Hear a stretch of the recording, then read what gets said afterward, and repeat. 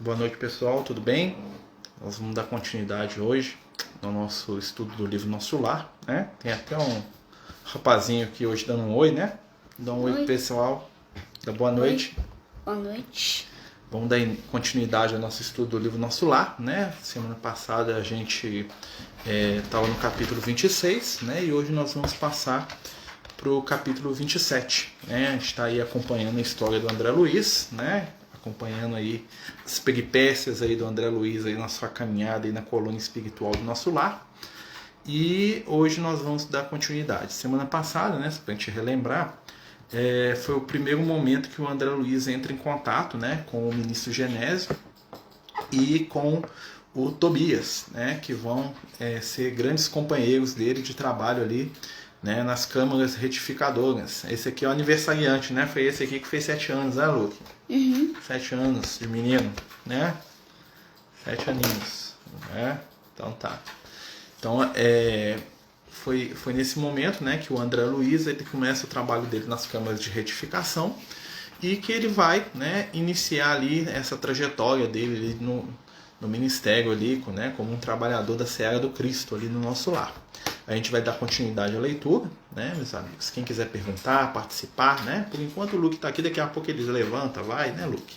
Uhum. Ele só tá dando um oizinho aqui para nós. Ah lá, o pessoal te dando parabéns, lá. Obrigado.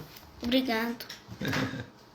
Né? Então a gente vai dar continuidade na leitura, tá bom, gente? Qualquer dúvida, qualquer questão, né? Qualquer situação, né? Falem com a gente, por favor, tá? A gente tá aqui pra gente dividir aí o nosso estudo. Tá bom? Então, qualquer pergunta, qualquer dúvida, a gente vai trabalhando juntos aí. Então, vamos lá. No capítulo 27, né, aqui do nosso livro Nosso Lar. Né? Qual que é o título do capítulo? Lê para nós aqui. O trabalho, enfim. O trabalho, enfim. Né? Então, nós vamos, né, começar a trabalhar. E aí começa o André Luiz falando para a gente. Nunca poderia imaginar o quadro que se desenhava agora aos meus olhos. Não era bem o hospital de sangue, nem o Instituto de Tratamento Normal da Saúde Orgânica.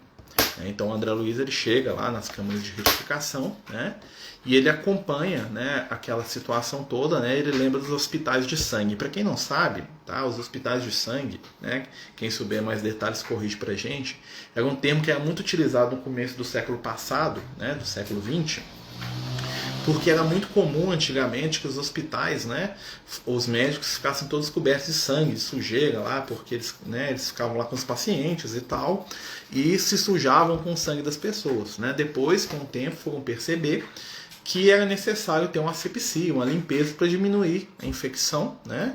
E aí se modifica essa visão do hospital que era quase igual um açougue, assim, na aparência, né? Os médicos com as mãos sujas, com as roupas sujas de sangue, era um sinal que eles estavam trabalhando muito, né? E aí depois eles foram modificando isso, né? O André Luiz está fazendo uma alusão a essa, assim, um pronto-socorro, né? Um hospital, né, que o bicho está pegando, vamos dizer assim. Nem o Instituto de Tratamento Normal da Saúde Orgânica. Era uma série de câmaras vastas ligadas entre si e repletas de verdadeiros despojos humanos. Então, o André Luiz ele descreve, né, as câmaras de retificação, né, a gente pode imaginar como sendo uma grande área hospitalar, né, com grandes galpões, né, no sentido de muitos espaços abertos e grandes, né, e nesses espaços os doentes. E eles eram ligados, né, através de corredores ali, como se fossem enfermarias enormes. Hoje você vai no hospital, tem enfermaria para 2, 4 pessoas. Né? Nesse caso aqui nós podemos imaginar uma enfermaria com 100, 200 pessoas dentro da mesma enfermaria. Né? Então por isso que eles chamam de câmaras de retificação, né? Que era uma coisa muito maior, muito mais ampla do que o hospital que nós temos ideia hoje. Singular vozerio pairava no ar. Gemidos, soluços, frases dolorosas pronunciadas a esmo. Quer levantar? Quer? Se você quiser, pode, tá? Tá. Rostos escaveirados, mãos esqueléticas, faces monstruosas deixavam transparecer terrível miséria espiritual. Vamos lembrar que isso aqui é uma instituição de atendimento a espíritos, né, que estão ali recém-saídos do umbral.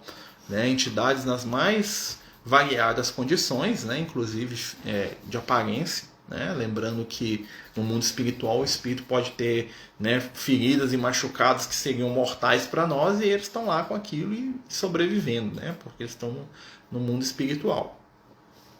Tão angustiosas foram minhas primeiras impressões que procurei os recursos da prece para não fraquejar.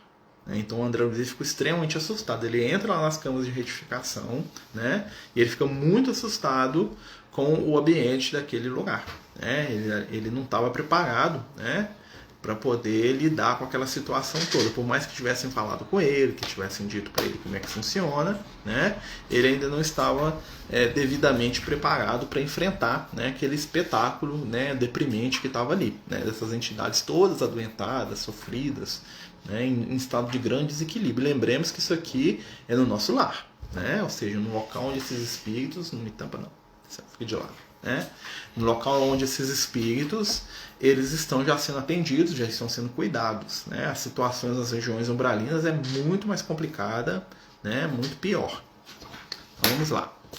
Tobias, imperturbável, chamou velha servidora, que acudiu atenciosamente. Vejo poucos auxiliares, disse admirado. O que aconteceu? Então Tobias chamou uma companheira que estava lá trabalhando e pergunta para ela, olha, tem pouca gente trabalhando aqui, né? Tem poucos funcionários, o que está acontecendo? Aí ela responde, o ministro Flacos esclareceu a velhinha em tom respeitoso. Determinou que a maioria acompanhasse os samaritanos para serviço de hoje nas regiões do umbral. E aqui tem uma nota do autor espiritual, que os samaritanos é uma organização de espíritos benfeitores em nosso lar, ou seja, os samaritanos, é um grupo de entidades que estão no nosso lar e que trabalham com resgate. E como eles estavam precisando de ajuda naquele dia, a maioria dos trabalhadores das câmaras de regeneração, de retificação, foram com eles. Não, o André Luiz ele não foi resgatado por essa câmara, ele foi pelo Ministério do Auxílio. Onde o André Luiz estava já era para espíritos não tão graves quanto esses. O estado do André Luiz era muito mais íntimo do que físico. Quando a gente fala físico, a gente está falando da estrutura mesmo, física lá do corpo dos espíritos. Esses espíritos que estão aqui nessas câmaras são os espíritos mais graves do nosso lar. São aquelas entidades com deformações graves, faltando pedaço, totalmente enlouquecidas, mas que já estão numa condição de não ficarem no umbral. Já estão melhores do que os espíritos que estão ali no umbral. Por quê? Porque já tem um processo de arrependimento, já tem um processo de mudança, já tem um processo de desejar ser diferente, já tem intercessão espiritual de espíritos que os amam, então eles já estão um pouquinho melhor do que aquelas entidades que, vão dizer assim, estão soltas nas regiões umbralinas, tá? Mas não é o mesmo lugar que o André Luiz foi, não. É um outro departamento do nosso lar. Aqui, ó. A maioria acompanhasse os samaritanos para os serviços de hoje, nas regiões do umbral. Há que multiplicar energias, tornou ele sereno. Não temos tempo a perder. Então Tobias percebe que o pau está quebrando, vamos dizer assim, usando esse termo, e fala assim, vamos trabalhar. Irmão Tobias, por caridade, gritou um ancião, gesticulando agarrado ao leito à maneira de louco. Estou a sufocar. Isso é 1000 vezes pior do que a morte na terra. Socorro, socorro, quero sair, quero ar, muito ar.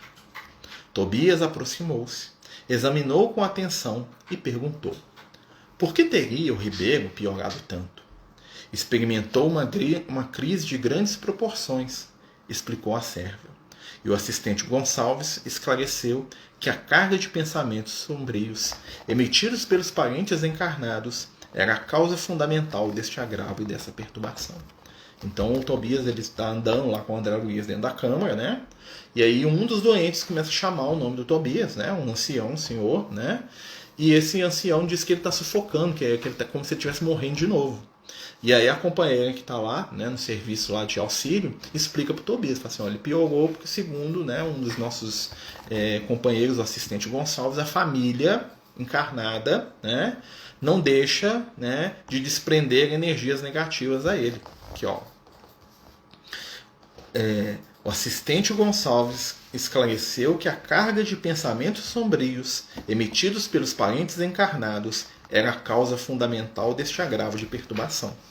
Visto achar-se ainda muito fraco e sem ter acumulado força mental suficiente para desprender-se dos laços mais fortes do mundo, o pobre não tem resistido, como seria de se desejar. Então ele estava ali, ele estava totalmente desequilibrado, ele estava sendo atendido e ele tinha piorado muito, né, esse companheiro que estava chamando pelo Tobias, porque a família não dava folga para ele no plano físico. Né? Energias negativas, talvez raiva, talvez cobranças, talvez brigas em nome dele. Né? Podemos dizer que o Ribeiro estava sendo obsessivo? Sim, com certeza, um processo obsessivo dos encarnados. A família dele encarnada, né? Ele já estava em desequilíbrio e eles estavam aumentando o desequilíbrio dele. Olha só. Aqui, ó. Enquanto o generoso Tobias acariciava a fronte do enfermo, a serviçal prosseguiu esclarecendo. Hoje, muito cedo, ele se ausentou sem consentimento nosso, a correr desabaladamente. Gritava que lhe exigiam a presença do lar, que não podia esquecer a esposa e os filhos chorosos, que era crueldade retê-lo aqui distante do lar. Olha só, ele estava tão desequilibrado, né, que pela manhã lá ele saiu correndo, tentou fugir, né, gritando que não podiam manter ele lá preso. Né, para ele eles estavam presos, né, que ele estava ali, né, sofrendo uma violência, que era crueldade retê-lo aqui distante do lar. Lourenço e Hermes esforçaram-se por fazê-lo voltar ao leito, mas foi impossível. Deliberei então aplicar alguns passes de prostração, subtrair-lhe as forças e a mobilidade em benefício dele mesmo. Então o que aconteceu? Ele ficou tão desequilibrado, né, que ele começou a sentir um desejo descontrolado de voltar para casa, porque a família dele estava chamando ele, volta, nós precisamos de você aqui. Né? E ele saiu correndo, os instrutores da cama não conseguiram segurar ele, né? E aí a companheira foi lá e deu um passe de prostração. O que ela fez? Como se ela tivesse dado para ele, né, um sossega-leão, um remédio controlado, aquelas injeções que faz o cara perder até o jogo das pernas. Né? Ela paralisou ele lá e falou assim, agora você vai deitar. Aí o Tobias fala, fez muito bem, exclamou o Tobias pensativo. Vou pedir providências contra a atitude da família. É preciso que ela receba maior bagagem de preocupações para que deixe o Ribeiro em paz. Olha só que interessante. Né? O Tobias, né, fala que ele vai pedir providências contra a atitude da família. A família não estava permitindo que ele se recuperasse, dado o desequilíbrio deles. Né? E ele falou assim, é preciso que ela receba maior bagagem de preocupação. Ou seja, eles estão muito à toa. Eles estão com muito pouco problema na vida deles para ficar atazanando o coitado que desencarnou, com pedidos, com desejos, né, com reclamações, né, para o companheiro que se foi. E é muito interessante isso, né, porque essa fala aqui nos instrui sobre o respeito que nós temos que ter por aqueles que se vão. Né? O espírito que desencarna, ele não se torna um santo no mundo espiritual que está lá para atender os nossos desejos egoístas aqui no plano físico, não. Né? Por mais que ele seja um espírito bom, uma pessoa com valores, ele necessita de se recuperar, de se equilibrar. Ele necessita da nossa ajuda aqui de encarnados, através do nosso amor desprendido, né? E não do nosso amor desesperado, para que ele se equilibre. Né? Isso quando o espírito é um espírito que já tem uma conduta boa. Imagina um coitado desequilibrado igual esse aqui. Ele estava quase sendo enlouquecido pelos pedidos incessantes, né, dos familiares. Fixei o doente, agora o André Luiz que está falando, procurando identificar-lhe a expressão íntima, verificando a legítima expressão de um dementado. Né? Então o André Luiz fala assim, ele parece maluco. Dementado é maluco, né, gente? Demente. Né? Ele chamara Tobias como a criança que conhece o benfeitor, mas acusava profundo alinhamento de quanto se dizia a seu respeito. Né? A análise do André Luiz, médico, né? Bateu o olho e já analisou o cara. Falou assim, ó, ele está aqui, ele está na postura de alguém que está totalmente enlouquecido. Né? Ele chamava o Tobias como uma referência, né? Uma referência amorosa, alguém que era um benfeitor. Mas ao mesmo tempo que ele fazia isso, né? Tava lá o Tobias lá e a companheira conversando sobre o caso dele, e ele nem percebia do que estava acontecendo. Né? Estava lá totalmente viajado lá, né? E os espíritos falando dele, ali do lado dele, ó, o caso dele, a família e tal, e ele nem percebendo de tão, né, demente que ele estava. Né? E isso é um dos casos ali. Né? Notando-me a admiração, o novo orientador explicou. O pobrezinho permanece na fase de pesadelo em que a alma pouco vê e ouve o pobrezinho permanece na fase de pesadelo, em que a alma pouco mais vê e ouve do que as próprias aflições. Ele estava preso no mundo dos problemas dele. O homem, meu caro, encontra na vida real o que amontoou para si mesmo. O nosso Ribeiro deixou-se empolgar por numerosas ilusões. Então ele faz um resumo para o André Luiz. Olha, ele está perdido dentro dele mesmo ali. O Ribeiro está desequilibrado porque ele se prendeu na vida material, ilusões. Poder, dinheiro, vaidade. Eu quis indagar da origem dos seus padecimentos. Conheceres a procedência, o histórico da situação. O André Luiz, o curiosão, ele quer saber tudo. Talvez fosse eu lá, ele também queria. Vou botar mais esse negócio aí. Recordei as criteriosas ponderações da mãe de Lísias, relativas à curiosidade, e calei. Então o André Luiz lembrou, o espírito de cientista, de pesquisador dele, quer saber tudo. Que negócio é esse? O que está acontecendo aqui? Mas aí ele lembrou da conversa que ele teve com a dona Laura nos capítulos anteriores, para ele ser menos inquiridor, ou seja, perguntar menos e agir mais, e aí ele segurou a onda dele. Tobias dirigiu ao enfermo generosas palavras de otimismo e esperança. Prometeu que ia providenciar o recurso a melhoras, que mantivesse a calma em benefício próprio e que não se aborrecesse por estar preso à cama. Ribeiro, muito trêmulo, rosto ceráceo, quer dizer, branco, como cera, esboçou um sorriso muito triste e agradeceu com lágrimas. Seguimos por numerosas filas, de camas bem cuidadas, sentindo a desagradável exalação ambiente, oriunda, como eu vim saber mais tarde, das emanações mentais dos que ali se congregavam, com as dolorosas impressões da morte física, e muitas vezes sobre o império de baixos pensamentos. Então o André Luiz continuou, passando ali por aquela enfermaria, e ele começou a sentir um cheiro muito ruim. E depois ele foi perceber, eles vão explicar para ele, depois de algum tempo lá de trabalho, que aquele cheiro era fruto dos pensamentos em desequilíbrio dos espíritos, que estavam revivendo as experiências de morte, de cemitério, de enterro, de doença, e também fruto do nível de pensamentos inferiores dele. O que é o nível de pensamentos inferiores, gente? É pensamento em dinheiro, em poder, em sexo, em raiva, em ressentimento, Nada de pensamento de amor, assim, menininho cheio de amor para dar,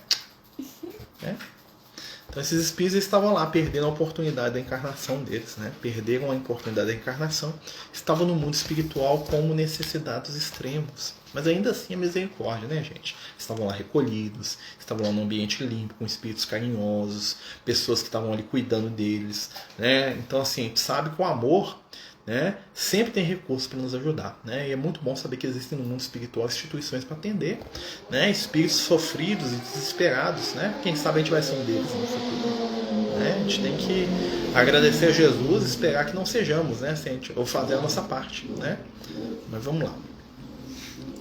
Reservam-se estas câmaras, explicou o companheiro bondosamente, apenas a entidades de natureza masculina, ou seja, só tinham espíritos masculinos ali. Mas o espírito tem sexo? Não, o espírito não tem sexo.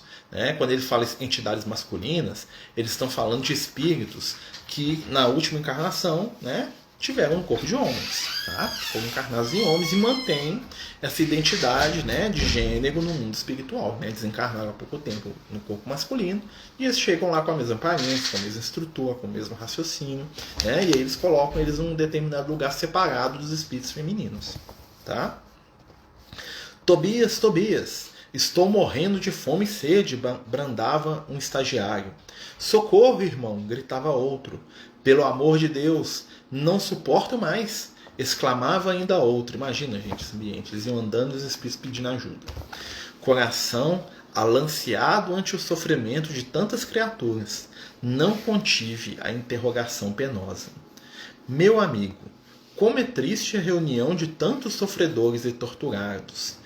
Por que este quadro angustioso? O André Luiz ficou assustado com aquilo. E olha que ele estava no umbral, né? Mas como no umbral ele ficava só isolado, né? Ele fugia de toda a companhia, então ele não via espírito sofredor. Quando ele via, ele cascava fora, né? Ali não, ele estava vendo uma legião de entidades sofridas ali sendo atendidas.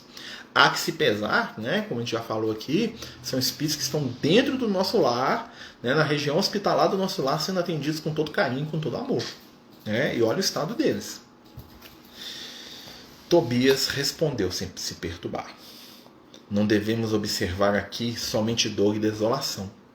Lembre, meu irmão, que estes doentes estão atendidos, que já se retiraram do umbral, onde tantas armadilhas aguardam os imprevidentes, descuidosos de si mesmo. Nestes pavilhões, pelo menos, já se preparam para um serviço regenerador. Quanto às lágrimas que vertem, recordemos que devem a si mesmo estes padecimentos. A vida do homem está centralizada onde ele centralize o próprio coração. Né? Então o Tobias ele fala, né, o que a gente estava falando aqui. Ele fala assim, olha, o estado deles é melhor do que os que estão no umbral. Né?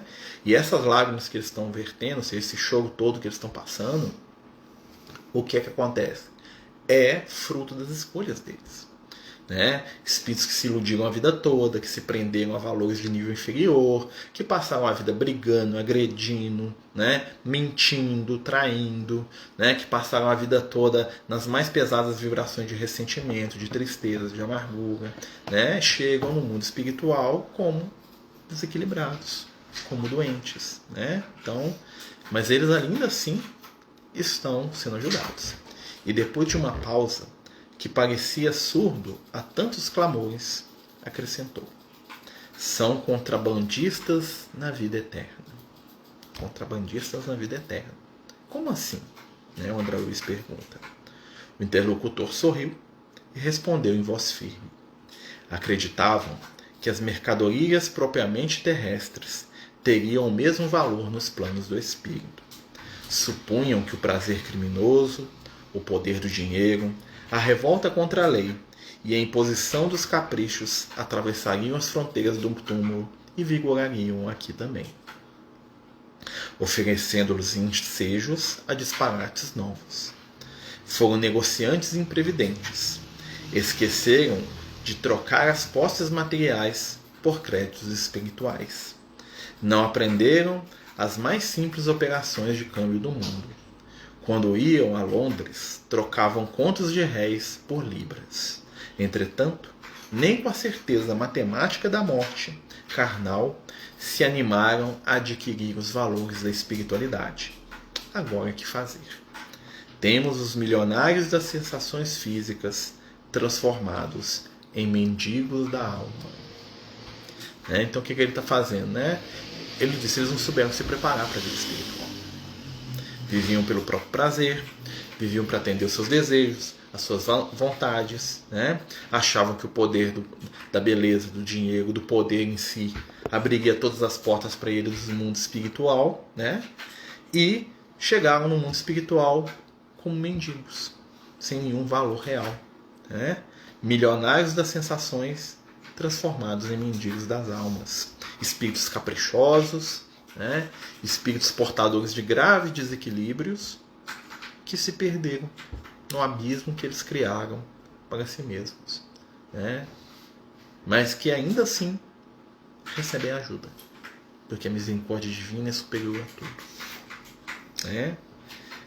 Realíssimo, Tobias não podia ser mais lógico.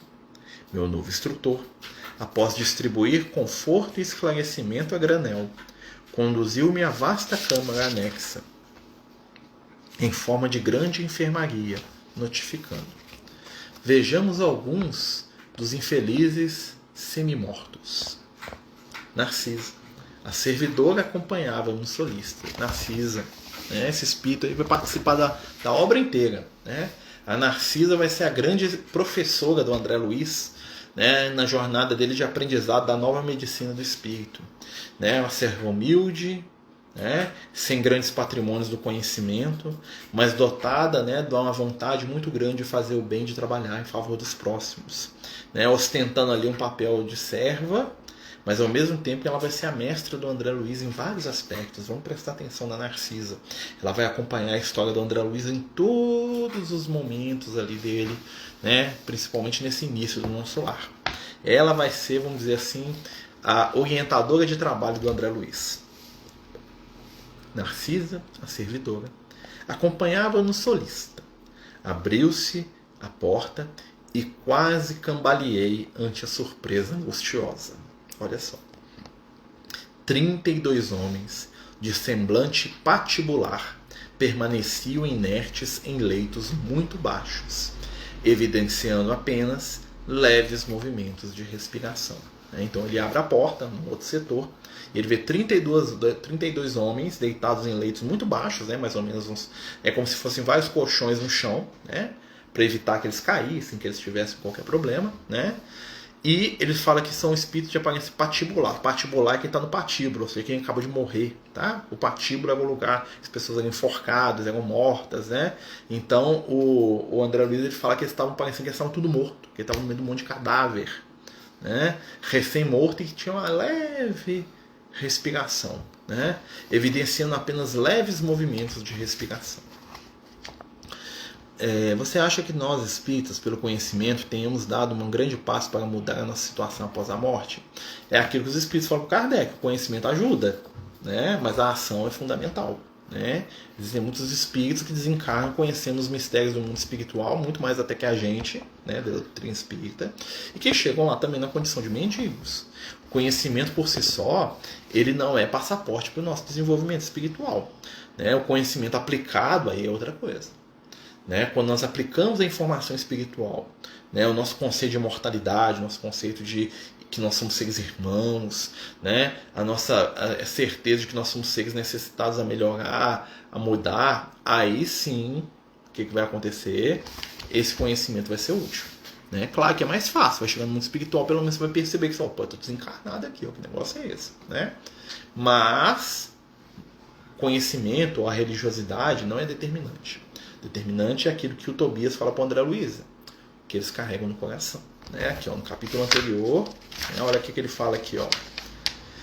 A vida do homem estará centralizada onde ele centralize o próprio coração. Né? Como diz o mal, a obra é autoexplicativa, exatamente. Né? Aonde é o nosso coração, Jesus já falava isso. Né? O André Luiz está ele está reciclando um comentário do Cristo. Né? Na verdade, o Tobias, né, gente? Não é o André Luiz. O André só transcreve pra gente.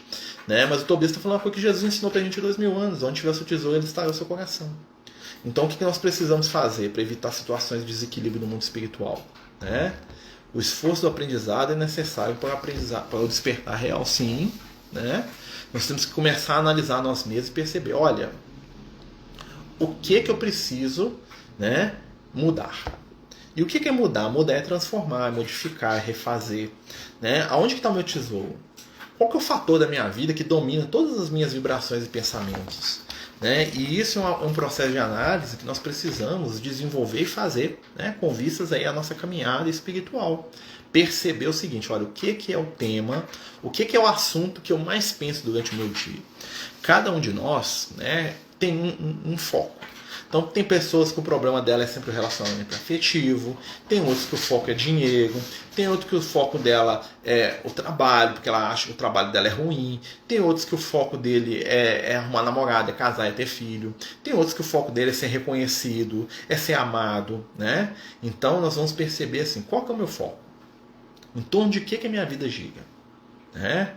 Aonde a minha vida girar, eu estou preso ali, se for uma coisa negativa. Né? Então o avarento está preso ao dinheiro, o viciado está preso ao objeto do vício dele.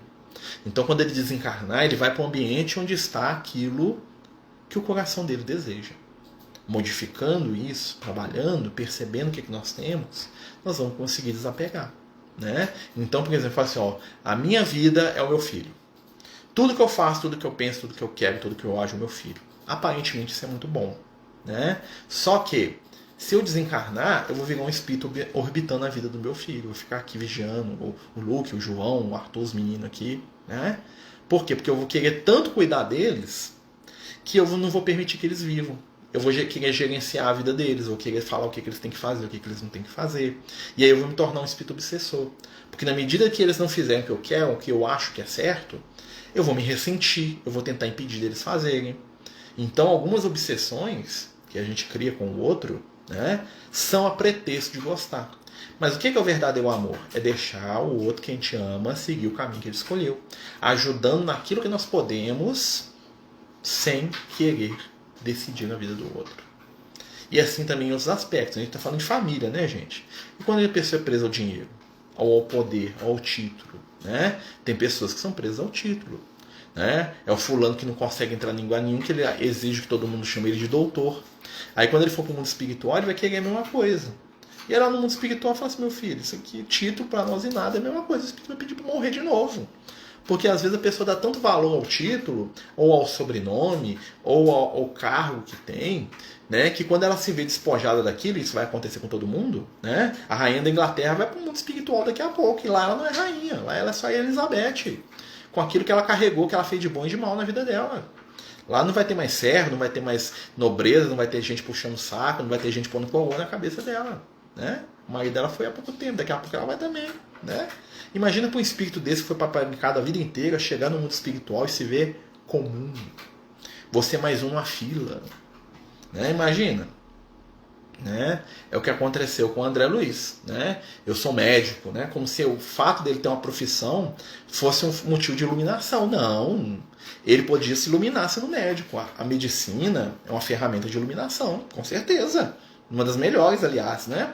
Mas o fato dele ter o título, o diploma na parede, não fazia dele um ser humano melhor, não. Né? Era uma oportunidade. A medicina é uma ferramenta e não uma finalidade, um título, né? Tenho dificuldade de lidar com pessoas que nunca querem melhorar. Até onde devemos ir para ajudar? Nós devemos fazer o que a gente dá conta. E a espiritualidade fala que alguns companheiros ainda não tiveram nem a oportunidade de perceber que tem que melhorar.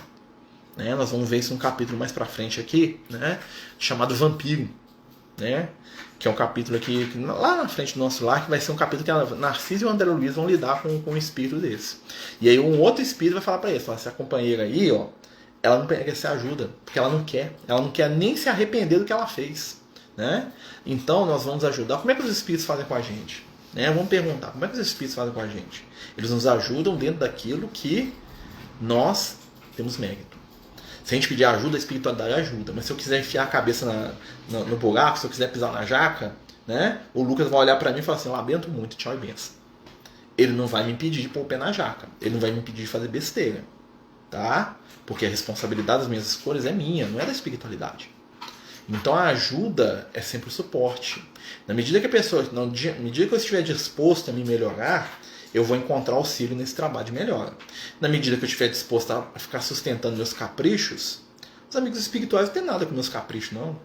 Né? E em alguns momentos a dor é a nossa estrutura amada. O Francisco de Assis falava isso. Tem hora que a irmã dor tem que vir participar da nossa vida. E ela participa, e ela vai lá, e ela traz pra gente, né, uma série de situações das quais nós vamos precisar para o nosso crescimento, para a nossa melhora espiritual. A irmã dor ensina muito. Né? Vamos lá, né, gente? Nós estamos aqui, ó, no livro Nosso Lar, no capítulo 27, o trabalho, enfim. Mas vamos continuar, não acabou não. Né? Então o André Luiz ele vê lá os espíritos com aparência patibular, ou seja, parece que estava tudo morto, que estava no necrotério vivo. Né?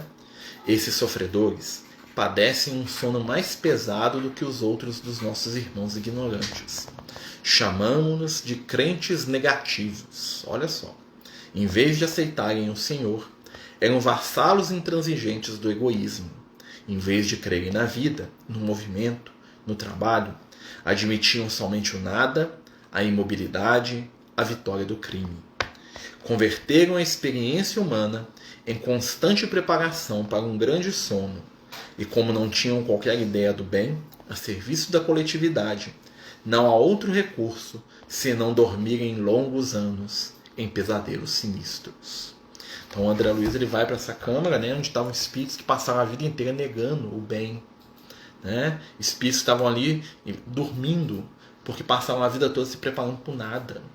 espíritos inativos, sem nenhuma ação positiva, né? Que acreditavam na vitória do crime. Olha só, pessimismo, né? Negatividade, né?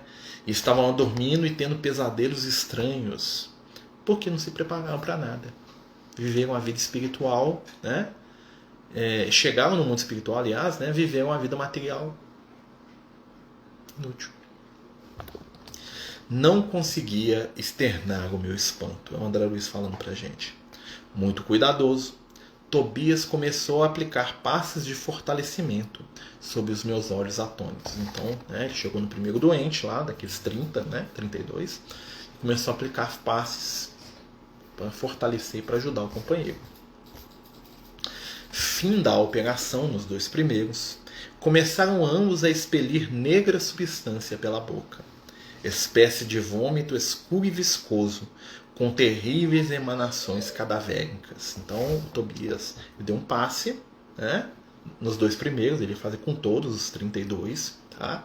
Os 2 primeiros, assim que ele acabou, começaram a vomitar, né? Sair da boca deles uma substância negra com cheiro de cadáver, de podridão, de morte. Né? O que o Tobias estava fazendo? Estava higienizando o corpo espiritual deles, porque eles produziam aquela substância que ficava ali dentro do organismo espiritual deles. O Tobias deu um passe para aquela substância ser retirada do corpo deles, fez uma drenagem daquilo ali. Né? São fluidos venenosos que segregam, explicou Tobias muito calmo. Narcisa fazia o possível para atender prontamente a tarefa de limpeza, mas debalde, grande número deles deixava escapar a mesma substância negra e fétida. Foi então, ó, André Luiz, vitória do André Luiz aqui, ó. Foi então que instintivamente me agarrei aos petrechos de higiene e lancei-me ao trabalho com ardor. A servidora parecia contente com o auxílio humilde do novo irmão, ao passo que Tobias me dispensava olhares satisfeitos e agradecidos. Então o que o André Luiz foi fazer? De médico arrogante, ele foi limpar vômito dos pacientes mais graves das câmaras de retificação. E o que importava não era o nível da profissão, era o amor com que ele estava fazendo aqui. Ele estava aprendendo, ele estava mudando. Né? Nesse caso, assim, o espírito estava assim, sim, é uma limpeza, porque esses espíritos produzem esses fluidos o tempo todo. Né? E a espiritual vai lá e limpa, dá um passe, e no outro dia vai produzir tudo de novo, porque a mente deles está doente, é a mente deles que produz aquilo. Né? Eles estavam cuidando deles. Né? Eu e minhas amigas estávamos conversando sobre quem vinha em primeiro lugar na vida de cada um de nós. Todas falaram que eram os filhos. Aí falei quem era mais importante na minha. Era eu. Elas quase me bateram. Uai, você foi sincera, né? Eu acredito que a gente tem que ter equilíbrio nas nossas relações afetivas. Todos somos importantes, né? Jesus, tem aquela frase de Jesus que eu acho que é o nosso roteiro: amar a Deus sobre todas as coisas e o próximo como a nós mesmos. Né? Então a gente ama a Deus e ama o próximo como a nós. Né? E o que a gente faz? O amor é um movimento de quê? Constante, de ação. Né? Então a gente ajudando o outro, a gente se ajuda. Se ajudando, a gente ajuda o outro. Não tem como eu amar alguém se eu não aprender a me amar, me compreender, me respeitar, me entender. Né? Não tem como eu cuidar. Os espíritos, eles aprendem, eles crescem, eles se iluminam, né? Com o objetivo de quê? De se melhorarem para ajudar aqueles que eles amam.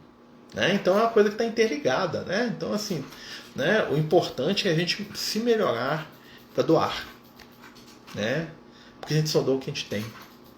Então, cultivar os nossos bons valores, a nossa caridade, a nossa amizade, são fatores primordiais para a gente poder doar para os outros. Né? Só doamos o que temos. Né? Vamos continuar? O serviço continuou por todo o dia, custando-me abençoado suor no mundo espiritual, hein? Suando lá. É isso aí, André, trabalhar. Você vê quem acha que vai ficar dormindo lá no mundo espiritual, meu filho, aqui, ó, né? E nenhum amigo do mundo poderia avaliar a alegria sublime do médico que recomeça a educação de si mesmo na enfermagem rudimentar. Né? Então o André Luiz ele fala, né? O médico que começa a reeducação de si mesmo na enfermagem rudimentar. Né? Então, assim, esse foi um grande momento do despertar do André Luiz, né? Porque ele estava ajudando porque ele queria. Ele não estava aparecendo, ele não estava sendo famoso, ninguém estava, né, tratando ele diferente por causa disso. Ele estava fazendo aquilo que ele estava conta. Né? E todo o trabalho no bem, a gente estava até conversando hoje com o pessoal do culto, né? No culto hoje saiu, né, para a gente trabalhar a questão das nossas virtudes. Né? E aí os espíritos falam para o Kardec que as virtudes normalmente elas passam despercebidas. Né? E que é melhor ter menos virtude, né? E com mais tranquilidade do que muita virtude ficar querendo aparecer, né? Porque aí você perde. E aí depois no outro livro, né, o Emmanuel fala pra gente ter paciência com as nossas limitações, né? E que tem tudo a ver com isso aqui, né? O André Luiz, ele vai ver as suas dificuldades, ele vai aprender e ele vai fazer o que ele dá conta, né? E ele já está no caminho da melhora dele, né? Isso que o espírito produz essas gônadas quer dizer que é o princípio espiritual? Não. O princípio espiritual é a nossa alma, é o que nós somos de verdade. O princípio espiritual é a centelha divina criada por Deus. Isso é o princípio espiritual, tá? Isso que eles estão expelindo são energias desequilibradas e deletérias que são fruto do pensamento deles, tá? Então, se eles estivessem, por exemplo, numa região imagina que esses espíritos estivessem lá no umbral pesado mesmo, lá fora de qualquer tipo de ajuda. Eles iam criar um pântano com isso em torno deles. Eles iam ficar expelindo esse negócio, na hora que você vê um pântano. E eles iam ficar lá afogados no pântano que eles mesmos criaram. Lá no nosso lar, eles ficam expelindo aquilo e eles ficam limpando, cuidando, entendeu? Né? Tem um caso de um espírito num dos livros do André Luiz, que eles vão atender esse espírito. Também ele está sobre os cuidados de uma das colônias ali vinculadas. E esse espírito ele está dentro de um quarto. E esse quarto fica com detritos e pedaços é como restos de machucado até o pescoço do cara. Imagina aquelas casquinhas de machucado, pele velha, né, que ele fica se arrancando o tempo todo e enche o quarto, né? E aí o André chega lá e ele vê o espírito de um monte de resíduos do próprio corpo dele. E aí o André fica assustado com aquilo. Fala, meu Deus, como é que o espírito está desse jeito? Ninguém limpa esse quarto. Aí o companheiro que aumentou fala assim, não, todos os dias nós limpamos esse quarto. Todos os dias nós higienizamos o quarto completamente. Só que o nosso irmão, na sua mente doentia, ele produz essas excrescências e elas enchem o ambiente do quarto de novo. Porque aquilo vem da mente dele. Né? Então a gente vai ver o espírito que relata que está num pântano, que está dentro de um poço, que está num buraco, que está nisso, aqui, que está dentro do chão. A mente dele produz aquilo. Aí você junta milhões de espíritos produzindo um monte de coisa desequilibrada, nós temos um umbral, aquele espaço todo ali, que é uma construção das mentes enfermas e desequilibradas desses espíritos. Né? Por que o umbral é feio? Por que o umbral parece um pântano, né? Um abismo escuro, onde não tem planta, não tem nada, né? Tem uns galhos secos, retorcido, arenoso, né? Aquela luz, né, lamacenta, aquela luz acinzentada, né? E por quê? Porque é aquilo que a mente daqueles espíritos produz. Marcelo, qual canal está sendo feito o culto? Nós estamos fazendo o culto via aplicativo do Jitsi. A gente coloca lá no grupo do Amigos do Caminho, né? E manda para o pessoal que a gente tem lista de transmissão. Todos os domingos, né? A gente está fazendo os primeiros 10 minutos para as crianças, né? A gente e o restante para o geral. Então é às 18 horas. Então a gente manda o link lá, é só clicar no link que já vai para a página do aplicativo e já abre lá, você só entra. Não precisa nem instalar nada. Se você estiver usando no computador, é só clicar que vai aparecer a página, você digita o nome e entra. Se for no celular, ele vai te mandar também para a página do aplicativo e funciona também, tá? É isso. Então, gente, nós estamos falando aqui, né, terminando aqui esse capítulo, né? Alguém quer perguntar alguma coisa, quer fazer alguma observação, alguma pergunta, né? Sobre o tema, ou que tenha relação com o tema, ou que não tenha relação também, mas que vocês acham importante que o capítulo fez vocês pensarem sobre, quem quiser, digita aí para nós. Né? Por isso mesmo Jesus disse, vigiai e orai, sendo a vigilância do pensamento primeiro, exatamente. Né? O Lucas vive falando isso comigo, ele fala assim, olha, vocês oram muito, mas vigiam pouco. Vocês só fazem metade do trabalho, porque a oração não cobre aquilo que é da vigilância. O objetivo da oração é fortalecer, estruturar e nos conectar com o mais alto. O objetivo da vigilância é nos proteger, né? Nos deixar sobreguardados, né? E nos dar o que? Discernimento. Então não adianta eu só orar e não vigiar. Né? O que é vigiar? Vigiar os outros, né? Vigiar a vida dos outros? Não, é vigiar o que a gente está sentindo, o que a gente está pensando, o que nós estamos fazendo. Né? Acredito que tive um desdobramento com a minha avó. Ouviu uma voz dizendo: não tenha medo, e vi minha avó em uma aparência saudável, falando que estava grato pela permissão de ter vindo. Será que foi mesmo um uai? Pô, com certeza. O seu relato bate muito com o que é um desdobramento. Muitas vezes os desdobramentos, existem desdobramentos pelo sono, a gente dorme, né, e sonha. Existem desdobramentos conscientes, por exemplo, um médio de desdobramento, ele se concentra, ele se vê fora do corpo e vai conversar com os espíritos, vai em regiões do mundo espiritual, né? Mas é possível sim. Tá? É possível que seja um desdobramento, sim, com certeza. Às vezes a espiritualidade permite esses encontros, não só para fortalecer o espírito que foi, né? Porque ele encontra com alguém que ele ama também, e para fortalecer a gente, para nos dar certeza da continuidade da vida, da imortalidade, né? Para a gente poder ali trabalhar essas questões. Né? E eu acho que é muito interessante que a gente trabalhe isso, né? Que a gente acredite, né? Porque é simples. Né? O contato com o espiritual é mais simples do que a gente pensa. Os espíritos estão à nossa volta. Né? Claro que eles não estão aqui para poder se intrometer na nossa vida. Né? Pelo menos os espíritos equilibrados, os espíritos de luz. Né? Mas o amor nos acompanha, nos ajuda, nos sustenta, né? Nos incentiva a melhorar, a perdoar, a compreender, sermos melhores. Né? E essa é uma das coisas mais consoladoras da doutrina espírita. A possibilidade de nós estarmos em contato com aqueles que nós amamos. Muitas vezes esses espíritos que nos amam, nos acompanham, né? Nos ajudam, sem interferir na nossa vida. Né? Por quê? Porque os espíritos eles sabem que tem aprendizados que nós precisamos de ter. Né? Então, se eu sou um espírito arrogante, né? A espiritualidade, a pretexto de me ajudar, não vai me privar de situações nas quais eu vou ter que quebrar a minha arrogância. Né? Porque é isso que eu preciso. Eu preciso de humildade. Então, muitas vezes, para eu aprender a ser humilde, eu tenho que passar por situações nas quais eu vou ser, de certa maneira, humilhado. Né? Porque eu tenho que quebrar minha crista. Então, se minha mãe, meu pai, meu amigo desencarnado interferir, é o Jitsi, o aplicativo. É um aplicativo do Meet, do Google Meet, tá? Mas é tranquilo, é só baixar, é só clicar lá no link que já entra direto. Então, assim, muitas vezes a gente tem que passar por algumas provas para aprender. Os espíritos de luz, eles são amorosos, mas eles não passam na nossa cabeça, não. Tem coisa que eu tenho que aprender. Se eu sou uma pessoa vaidosa, se eu sou uma pessoa arrogante, se eu sou uma pessoa sem paciência, se eu sou um reclamador contumaz, né? Se eu acho que todos os problemas da minha vida é culpa dos outros, a espiritualidade vai me deixar pastar um pouquinho para me aprender que não é bem assim, não. Né? O objetivo dos amigos espirituais é que eu descubra, né? Que a gente descubra que em tudo existe a nossa responsabilidade, a nossa escolha. Né? O amor não prescinde da liberdade. Né? Então o Lucas ele pode vir aqui me aconselhar, me intuir, mas ele não vai pegar e resolver os problemas que eu mesmo criei com as minhas escolhas, não. Né? Ele pode até me ajudar a encontrar um caminho se eu estiver realmente desejoso de fazer o bem. Mas ele nunca vai me apoiar em comportamentos de arrogância, de vaidade, egoísmo. Né?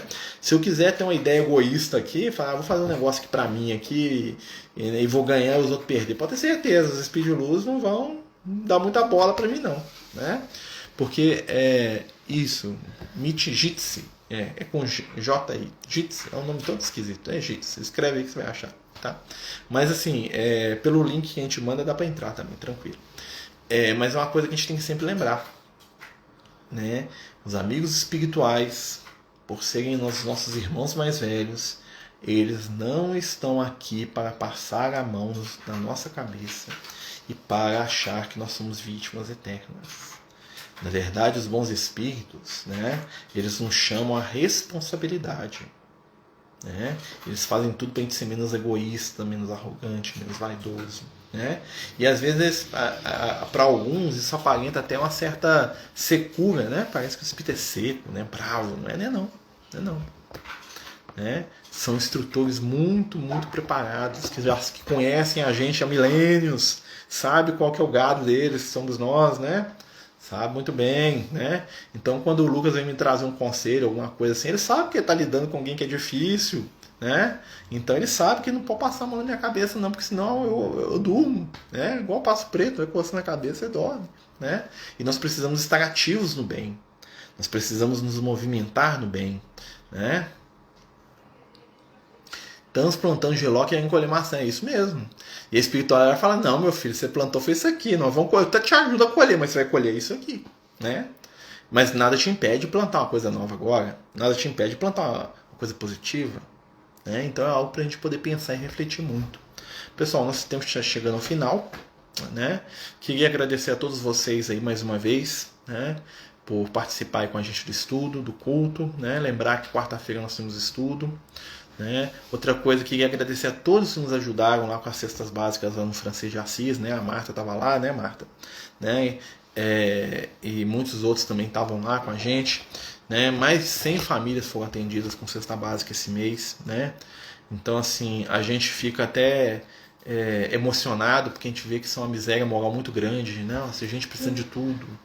Crianças carregando crianças, né? Mãezinhas lá, chegou uma mãezinha lá que pedindo ajuda, uma moça de 17 anos com 2 filhos, que foi expulsa de casa pelo marido. Você imagina? Né? E outra assistida acolheu elas, né? E aí você vê lá uma mocinha de 17 anos, um filho de 1 ano de idade e um de 7 dias na rua, operada de cesárea. E aí uma outra acolhida tão desequilibrada que você nem imagina, mas teve lá o amor de acolher e levou para dentro da casa dela. Já não tem nada e leva para casa, né? Então, assim, são coisas que a gente vai vendo, são necessidades muito grandes, né? E eu não canso de falar isso, que é uma coisa que os amigos espirituais sempre pedem pra gente falar. Gente, ajudem quem vocês puderem, tá? Quando eu falo assim, ajuda, parece pedindo pra ajudar lá o Francisco de Assis, não. Quem ajuda lá no Francisco de Assis, muito obrigado, nós precisamos. Mas se você vê alguém na sua rua, alguém que tá precisando de ajuda, gente, não julga demais, não. Vamos estender as nossas mãos, não é momento da gente julgar, deixa esses julgamentos, esse certo e errado, nas mãos do Pai. Vamos fazer a nossa parte. Vamos ajudar quem a gente puder, dentro das nossas possibilidades. Então eu queria agradecer demais a todos que nos ajudaram com essa questão da cesta, né? Eu queria aproveitar, né, e pedir aí para quem puder nos ajudar. Nós estamos fazendo uma campanha agora, durante esse mês, né, até o final do mês que vem, que é uma campanha de roupa de frio para criança. Tá? Nós ganhamos muito cobertor para os adultos, aquela coisa toda, então nós estamos precisando de roupinha de criança, de todas as idades, menino e menina, né? 1, 2, 3, 4, 5, 6, que vocês tiverem de roupa de frio, agasalho, conjuntinho, que seu filho, seu neto não usa, né? E queria doar lá para a gente do Francisco. Nós estamos com muitas assistidas, né? Que as crianças estão sem roupa, né? Então, assim, quem tiver para doar para a gente, aí nós estamos aceitando, tá? Roupinha de criança, de qualquer idade, menino e menina. Desde os mais pequenininhos até os maiores. Nós estamos com muita gente, muita demanda. Né? Como eu falei, mais de 100 famílias. Né? Não dá nem para gravar o nome de todo mundo, de tanta gente que é. Né? Antes eu conhecia os assistir tudo pelo nome. Agora eu já fico confuso lá. Edneia já conhece a maioria. Eu já fico meio confuso, porque já é um monte de cara nova, né?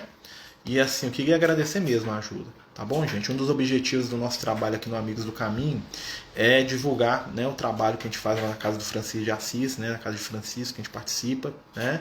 Nós estamos aí com o projeto de fazer alguns livros, né, que a gente está aí já, né, no processo de correção das mensagens que a gente manda. A gente vai fazer um livro do Lucas, um livro do Liel, né, e mais um livro que deve dar quase 3 livros. A gente vai começar a fazer algumas obras aí com o intuito de ajudar, né, nessas obras sociais, num projeto que a gente tem para atender crianças autistas, que a gente tem um trabalho aí com algumas médicas amigas, com alguns companheiros aí, muita gente já está sabendo, né? Então a gente está aí com alguns livros para publicar, para fazer um trabalho aí, né? Já tem o material, já tem, que é as mensagens que o Lucas e o Liel mandam, principalmente, outros espíritos, né? E aí a gente vai publicar esses livros para reverter os recursos para esse trabalho social e também para esse projeto aí para atender crianças com autismo, né? Que a gente tem aí, né, com grande carinho aí, que foi uma das coisas que o Lucas nos chamou a atenção para o trabalho aí, ele e o Liel, tá? Mas, meus amigos, agradeço mais uma vez, né? Peço a todos aí que puderem nos ajudar a difundir, né, o vídeo aí no YouTube, aí, aquela coisa toda de curtir, compartilhar, né? Quem puder nos ajudar inscrevendo no nosso canal lá do YouTube, né?